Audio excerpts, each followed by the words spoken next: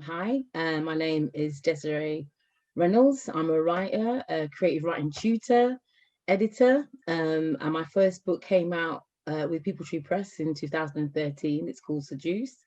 I'm in the process of just finishing the second.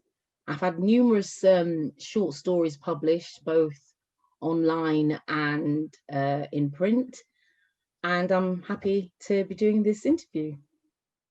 There was quite a few good aspects about being a part of Slate World. I think it came at a very particular time, as we were, for me anyway, as we're facing this kind of situation of being locked down and stuff. That I suddenly was able to expand my knowledge and expand my networks through Slate World, and that came at an excellent time for me.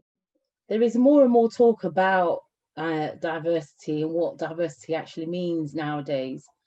And um, I think that what I find difficult about the diversity conversation is very often we charge individuals to try and change institutional wrongs or to try and change systematic wrongs. Now, that doesn't mean to say that we don't all have privileges and that we use those privileges for the greater good. Absolutely.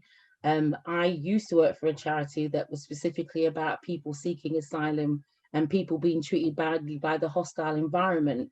So, in terms of who deserves what and when, which is a very Western ideas of philanthropy, and and what do we give and how do we give?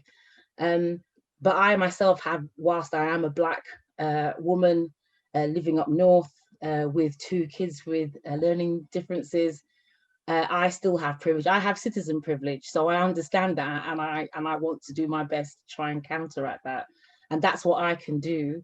But I think it's very it's tricky, and it's a blade, it's a knife edge, thinking about individuals, what we can do, and then thinking about systems, institutions, and what they can do. So what we can do as individuals is petition those systems, or to try and change those systems or break down those systems and create new ones.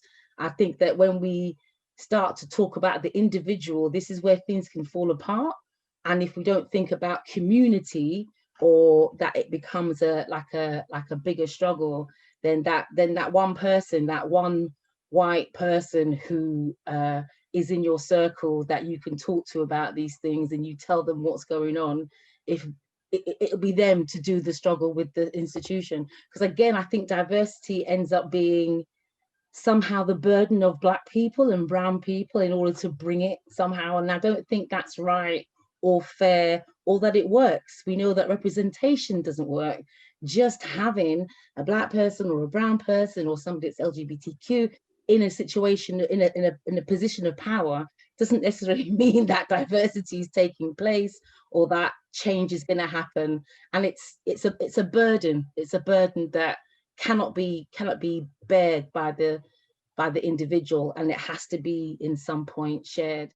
The other thing that's become quite tricky is that diversity training has now become an industry, when where people who aren't from those underprivileged or marginalized backgrounds are not doing end up doing the training, being the forefront of this new diversity training industry. And I think that's something that we have to try and tackle as well.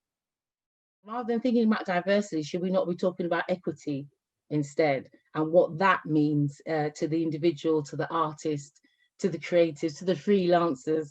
I think equity probably is a better way of thinking about how we tackle change, because that's the language. That's what we really want to do, is we want to change the existing systems that haven't represented all of us. I was involved as a speaker, and I was fortunate enough to go to an event as a listener. And one of the things that I think it did really well is kind of thinking about not us in our little home offices or at home or on our street, but it be properly about Slate World, that we can be talking to people that are in Portugal or in Amsterdam or anywhere else. And I think that was at that time really important, to not feel like things were cut off.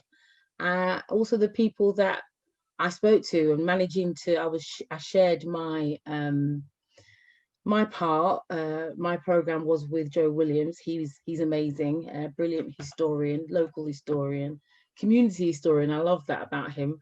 And other writers who were there to just listen, share some stories, and be connected.